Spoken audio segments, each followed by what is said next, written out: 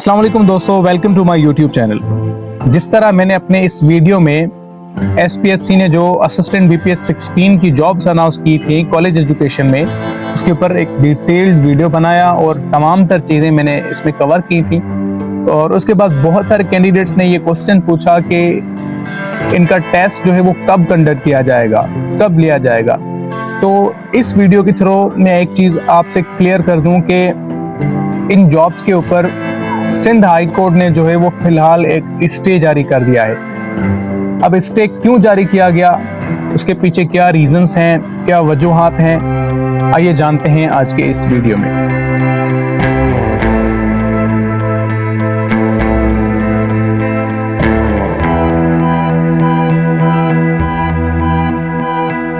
सो दोस्तों, हुआ ये कि जैसे ये जॉब्स अनाउंस की गई थी तो बहुत सारे कैंडिडेट्स ने इसमें अप्लाई किया।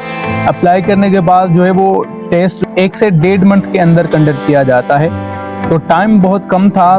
तो इस वजह से ऑलरेडी जो लोग कॉलेज एजुकेशन डिपार्टमेंट में काम कर रहे थे, सीनियर क्लर्क्स बीपीएस 14 के जो लोग थे, उनको ये ऑब्जेक्शन था और उन्होंने सिंध हाई कोर्ट में ये पिटीशन फाइल की कि एसपीएससी जो डायरेक्ट रिक्रूटमेंट के थ्रू ये सीट्स जो फिल कर रही है, ये जो रिक्रूटमेंट रूल्स हैं उनकी खिलाफ वर्जी है, उनकी वायलेशन है। तो लिहाजा उन्होंने जो है वो ये पिटीशन फाइल की थी और उसके बाद सिंध हाई कोर्ट ने इन जॉब्स के ऊपर एक स्टे जारी कर दिया था।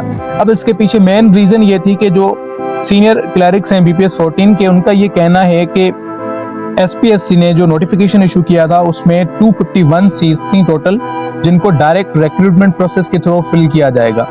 लेकिन जो सीनियर क्लर्क्स हैं उनका ये दावा है, वो ये कहते हैं कि इन सीट्स के अंदर जो हाफ सीट्स हैं, यानी जो 50% सीट्स हैं, वो कोटा सिस्टम के अंडर हमारे लिए रिजर्व्ड हैं और हम ऑलरेडी काफ़ी टाइम से इस डिपार्टमेंट में काम कर रहे हैं, तो हमें जो है वो कोटा सिस्टम के अंडर प्रोमोट करके बीपीएस 16 दी जाए। तो सिंध हाई कोर्ट ने इसके ऊपर स्टे लगा दिया। और उसके अलावा जो है वो पिटिशनर्स का ये भी कहना है कि रिस्पोंडेंट्स को और एडवोकेट जनरल जो है उनको नोटिस भेजे जाएं और 2 हफ्ते के बाद एक नेक्स्ट डेट जो है वो और 2 हफ्ते के बाद जो है वो एक डेट फिक्स की जाए। तो जब तक नेक्स्ट डेट होगी, नेक्स्ट हियरिंग होगी इस पिटीशन की, तब तक जो है वो रिस्पोंडेंट्स मतलब एसपीएससी और जो है वो कॉलेज एजुकेशन डिपार्टमेंट ये जो वैकेंट पोस्ट हैं इनको फिल नहीं करेगा डायरेक्ट रिक्रूटमेंट प्रोसेस के थ्रू, यानी तब तक जो है वो इसके ऊपर स्टे लगा दिया गया है। अब इसके पीछे जो साफ रीजन है वो ये है कि जो 50% सीट्स हैं वो सीनियर क्लर्क्स ये क्लेम करते हैं कि वो हमें दी जाएं। मतलब अगर 50 सीट्स इन टोटल सीट्स में से निकाली जाएं तो फिर बाकी बचेंगे 125 सीट्स। तो मैं एक चीज क्लियर कर दूं आपसे इस वीडियो के थ्रू कि भले ही हाफ सीट्स बचें, 50% जो है वो उनके पास चला जाए, आपने हिम्मत नहीं हारनी, आपने मायूस नहीं होना। आपने जिस तरह पहले अप्लाई किया है होप के साथ, उम्मीद के साथ, उसी तरह आपने अपनी मेहनत, अपनी तैयारी जारी रखनी है।